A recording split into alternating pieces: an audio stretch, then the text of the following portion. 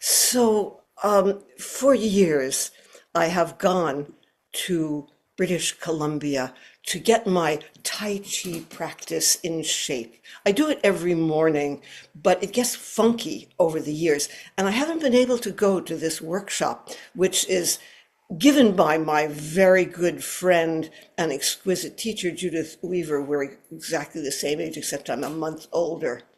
And I hadn't been for a couple of years, so this was very important. This year, the arrangements to get me to this obscure island in British Columbia, Cortez, were very wonky. And I kind of had to hold my breath between every juncture.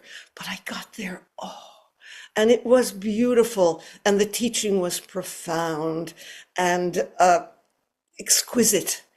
But what I really wanted to do, I mean, as well as doing this Tai Chi, was to swim in the Salish Sea, also known as Desolation Sound, but there's nothing desolate about it. And so I rounded up, didn't take much, another swimmer and yet another one who wanted to do it. We three graces, as it were. And so we started out. It was warm. You never know what the weather is going to do there.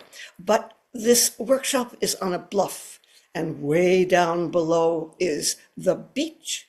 And my teacher has created a beautiful staircase, 23 steps, 100, 200, 203 steps, with little platforms you can rest on the way up, with beautiful curving branches to hang on to. And down those steps we went. But then when you got to the bottom, you couldn't quite get to the beach because the ocean has given us a gift of enormous logs that were as in big a diameter as me. And I wasn't going to walk on top of them, so I kind of crossed them like a Komodo dragon. I slithered over them, and then I stood up, and beach, not like the California beaches, we know these slippery cobbled stones with seaweed. And so I used my poles and I made my way down to the water, and I parked my poles so they couldn't get washed away. And I stripped off my clothes because no one comes down there. And into the sea I went. Now, this is, I believe, the Gulf Stream. The water is almost warm and it's very buoyant. I was very buoyant. And so it was like I was held up by giant, benevolent hands. And all I had to do was just lie back and have the water buoy me up. And that way I could look at the beautiful blue sky. I could hear the bird song. Just in case I zoned out, little playful waves would kind of hit me gently on the cheeks. And it was the best. It was what I had been waiting for.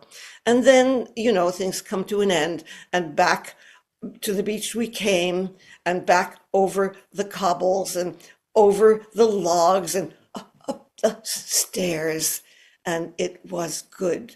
The second day, the weather changed. The wind came up and the waves were not so playful anymore. We three went down anyway. We were so eager, but we were also prudent, and we just watched the waves and talked with each other, not chatting about deep things, and up the staircase we went. The third day, it was raining and the wind was fierce. But one of the swimmers and I, we were so determined. And so she had a car, and we drove to Smelt Beach, not very far away, which is a provincial camping place, very lovely. And there's actual sand on the beach, and you can go right in.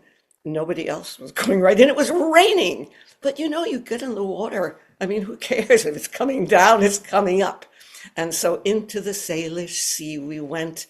Indeed, it was buoyant. The waves were a little combative, I would say, but still I was resting in the bosom of the sea, you could say, my legs thrust up in front of me, my head back, until I realized we were a little distance from shore, and there was a subtle but powerful current. And it was time to go back.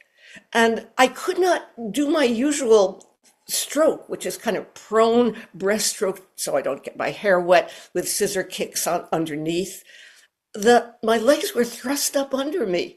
It was like I was sitting in an armchair and I had to row in that armchair, and the shore was not getting much closer. But I rowed and I rowed and I rowed, and I got to the sand, and I stripped off my bathing suit that was full of sand, and I put on my rain jacket, God knows why.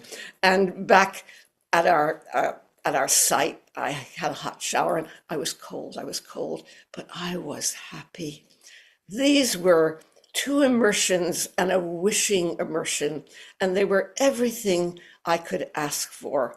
I can't wait to go back to the Salish Sea and let it buoy me up again. Thank you.